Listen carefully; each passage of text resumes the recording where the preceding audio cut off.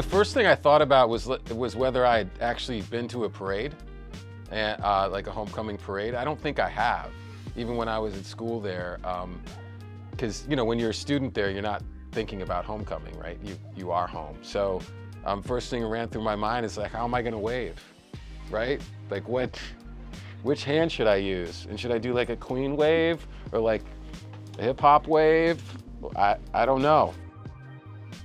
When I was in my freshman year, the dorm that I was staying at, which was Hubbard, I met a bunch of people who introduced me to someone who would become our DJ for my original rap group. And he was staying in Acres, right? So I met him, his name was DJ Head.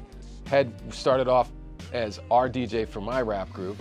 And then when I realized that I was gonna go to law school and I was hanging up the microphone, I stayed in touch with those guys, stayed in touch with Head, and he is the one who reached out to me and said, hey, you've got to hear the stuff that Eminem's doing, who I had met when I was in law school and in Detroit. So there's a strong MSU connection there. One of the advantages that I had being in East Lansing was that I wasn't too far from Detroit, right? Which is where I was from and where I knew. So on the weekends when I could, particularly when I was able to have a car on campus, I would drive to Detroit, go to the clubs, make the connections I needed to make, and just dig deeper into the music and the scene there.